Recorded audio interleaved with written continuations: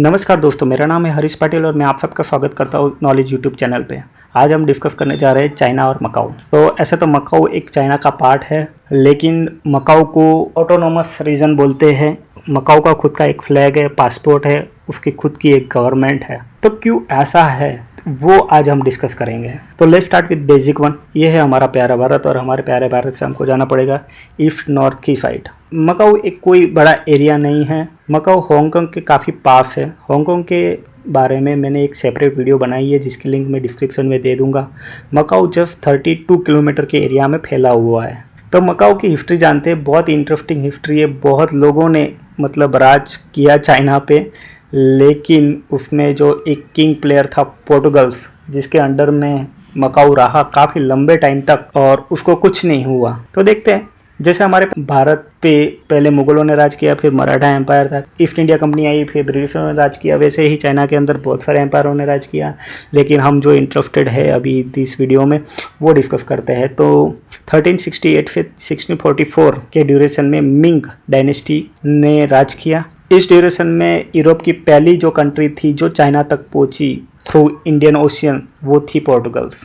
पोर्टुगल्स यहाँ पे ट्रेड करने के पर्पज से आई थी, लेकिन इनिशियली मिंग डायनेस्टी ने कोई परमिशन नहीं दी, लेकिन ग्रेजुअली स्टेप बाय स्टेप उन्होंने परमिशन दी। और इनिशियली ये था कि भाई आप हमारी सॉइल पे कोई बिल्डिंग नहीं बना सकते, कोई सामान स्टोर नहीं कर सकते, आपको एवरी नाइट आपके शिप पे वापस चले जाना है आफ्टर ट्रेडिंग। तो ये इनिशियली था, लेकिन ग्रेजुअली 1552 में क्या हुआ कि भाई मिंग डायनेस्टी ने परमिशन दे दी कि भाई चलो आप स्टोरेज बना सकते हो जहाँ पे आप अपना सामान जो है वो स्टोर कर सकते हो, और 57 के अंदर परमानेंटली ट्रेडिंग सेंटर आप बना सकते हो। वैसे परमिशन 1557 में मिंग डायनेस्टी ने पोर्टुगल को दे दी। लेकिन उसके बदले पोर्टुगल्स को क्या था कि एनुअल फी देनी पड़ती थी, जो थी 500 ताहिल ऑफ सिल्वर, मतलब कॉइन ऑफ सिल्वर देना पड़ता था, जो 19 किलोग्राम के आसपास रहता था। ठीक है, लेकिन 1644 में मिंग डायनेस्टी कोलैप्स कर गई, उसका एंड हो गया। उसके बाद आई क्विंग डायनेस्टी, जिसका ड्यूरेशन था 1644 1912 तक। फिर भी पोर्टुगल एम्पायर वहां पे था, क्योंकि पोर्टुगल एम्पायर जो था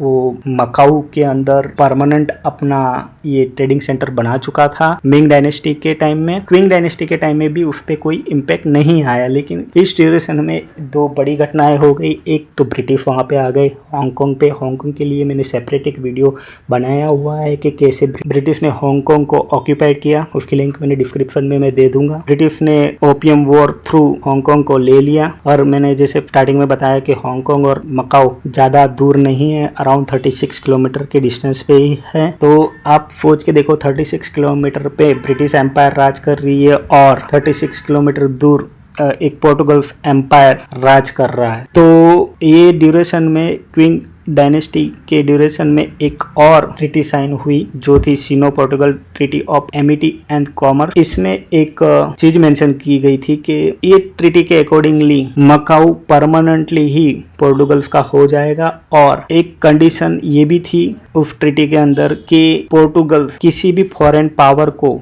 मकाऊ ट्रेडिंग के लिए या सेल नहीं करेगा, ये कंडीशन थी। उसी कंडीशन के बेस पे क्विंग डायनेस्टी ने परमानेंटली ही मकाऊ पोर्टुगल्स को दे दिया। अब परमानेंटली दे दिया तो जो एनुअल फी थी अब पे करने की जरूरत नहीं थी। लेकिन क्विंग डायनेस्टी 1911-12 के टाइम कोलैप्स हो गई। फिर आया world war 2, Japanese empire. Japanese empire ने मकाऊ पे अटैक नहीं किया, क्योंकि उनको पता था कि पोर्टुगल एक न्यूट्रल कंट्री है, उसका वर्ल्ड वॉर से कोई लेना देना नहीं है। इसलिए जापानीज एम्पायर ने मकाऊ पे कोई भी अटैक नहीं किया और पोर्टुगल का सेटलमेंट वहां बना रहा। फिर वर्ल्ड वॉर 2 खत्म होने जाने के बाद 1949 में माओ जो थे लीडर, वो सिविल वॉर में जीत गए और उनकी कम्युनिस्ट पार्टी पावर में आ गई। ऑक्यूपाइड मकाऊ था, उससे प्रॉब्लम थी। उन्होंने बोला था कि जो क्विंग डायनेस्टी के टाइम जो ट्रीटी साइन हुई थी वो एक खराब ट्रीटी थी, उसको रिव्यू करना चाहिए। लेकिन इसके ये सेंटेंस के बाद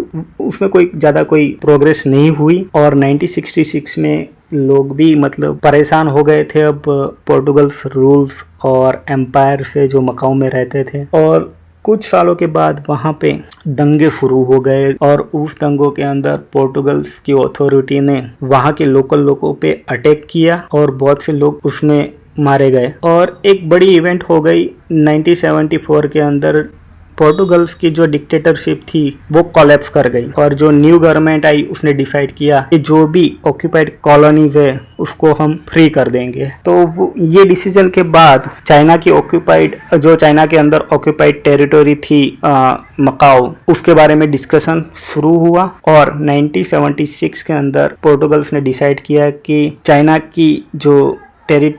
के अंदर जो टेरिटोरी है मकाओ, वो पोर्टुगल एडमिनिस्ट्रेशन के नीचे काम करेगी चाइना में। लेकिन तुरंत ही 79 में ये डिसाइड किया गया कि ये टेम्पररी ही पोर्टुगल एडमिनिस्ट्रेशन रहेगा और 1987 के अंदर एक जॉइंट डिक्लेरेशन साइन किया गया between the China and the Portugal. और वो जॉइंट डिक्लेरेशन में ये बताया गया कि दिसंबर 12, 1919 को ये पोर्टुगल मकाऊ को चाइना को हैंड ओवर कर दिया जाएगा और जो भी अभी कल्चर है, जो भी चीज है, जो भी इकोनॉमी है, जो भी फ्रीडम है लोगों को आज की तारीख में मकाऊ में, वो अगले 50 साल तक रहेगी। तो इस तरह से मकाऊ फिर से चाइना का हिस्सा बन गया और पोर्टुगल के हाथों से निकल गया। कई लोग मुझे पूछते हैं कि हांगकांग और मकाऊ एक ऑटोनॉमस रीजन है, तो क्यों हांगकांग के लोग प्रोटेस्ट करते हैं चाइना के खिलाफ और मकाऊ के लोग इतना प्रोटेस्ट नहीं करते? तो उसके पीछे रीजन है इतिहास। हांगकांग एक ब्रिटिश ऑक्यूपाइड कॉलोनी थी और 1997 तक ब्रिटिश का इन्फ्लुएंस था हांगकांग पे, लेकिन मकाऊ में ऐसा नहीं था। जैसे हमने इतिहास में देखा 1979 में जब पोर्टुगल की गवर्नमेंट ने ऐसा बोला कि नहीं, ये अभी ये टेम्पररी पोर्टुगल्स एडमिनिस्ट्रेशन के नीचे रहेगी, उसके बाद पोर्टुगल्स ने कोई भी इंटरेस्ट मकाऊ में लिया नहीं। वही एक